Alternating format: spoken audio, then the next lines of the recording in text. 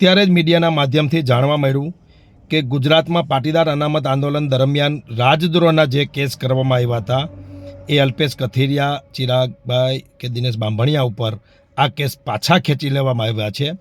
તો ખૂબ સારી બાબત છે કે દેર આયે દસ્તુર આયે.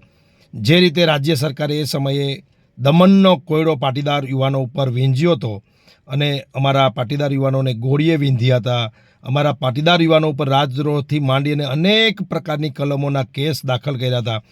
એન કેન પ્રકારે આંદોલન તોડવા માટેનો જે સરકારનો પ્રયત્ન હતો એમાંનો એક પ્રયત્ન એટલે રાજદ્રોહમાં અનેક યુવાનોને ધકેલી દેવા.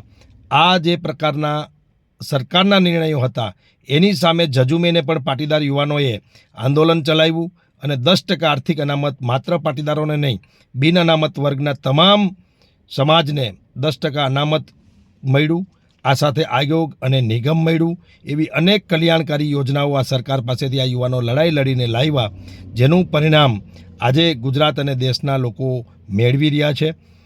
આ સાથે જ એટલું જ કહેવું કે જ્યારે કોઈ યુવાન, કોઈ લોકો, કોઈ સમાજ, કોઈ વિસ્તાર સરકાર પાસે કાંઈ પણ માંગતી હોય તો એમની જરૂરિયાત હોય છે, એમને એ વસ્તુ સરકારે આપી દેવી જોઈએ. આ રીતે જે દમનકારી નીતિ અપનાવી અને પાટીદારો ઉપર જે અનેક પ્રકારના કેસ કર્યા રાજદ્રોહ જેવા, આવું સરકારે ન કરવું જોઈએ. કારણ કે અંતે તો સરકારે પોતાનું થૂકેલું ચાટવું પડ્યું છે. એટલે આ પ્રકારની નીતિ રાખ્યા વગર સરકારે કલ્યાણકારી નીતિ પ્રજા માટે રાખવી જોઈએ એવું મારું માનવું છે. હજી પણ નાના મોટા કેસ ક્યાંક ક્યાંક તાલુકા જિલ્લામાં બાકી છે જે કોર્ટમાં પેન્ડિંગ છે, અથવા તો પોલીસે એફઆઈઆરો ફાડી નાખી છે પરંતુ ધરપકડ જ નથી કરી. એટલે આવા જે કેસીસ હજી અટકેલા છે એમાં પણ અમારી ટીમ અને અમે બધા જ કામે લાગેલા છીએ. જ્યાં જરૂર પડે અહીંયા આ પ્રકારના વિષયોમાં મદદ કરી અને પાટીદાર યુવાનોને કોઈ તકલીફ ન પડે એવા સતત પ્રયત્નો અમારા ચાલુ છે. આપ જેમ મીડિયાના મિત્રો જાણો છો એમ હમણાં જામનગર જિલ્લાના ધ્રોલ, જોડિયા, કાલાવડ આ વિસ્તારના અનેક યુવાનો ઉપર થયેલા કેસ કોર્ટમાં જ અમે લડી અને નિર્દોષ સાબિત થયા હતા. તો આ પ્રકારની લડાઈ આવતા દિવસોમાં ચાલુ રહેશે.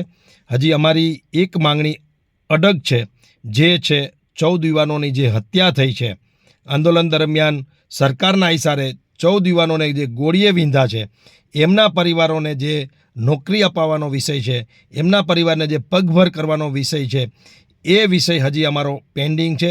એ પણ આવતા દિવસોમાં અમે લડશું. આગળ આવતા દિવસોમાં એ માંગણીને બુલંદ કરશું અને એ પરિવારોને પણ ન્યાય અપાવશું એવી ચોક્કસ પાટીદાર યુવાનોને મારી અપીલ છે.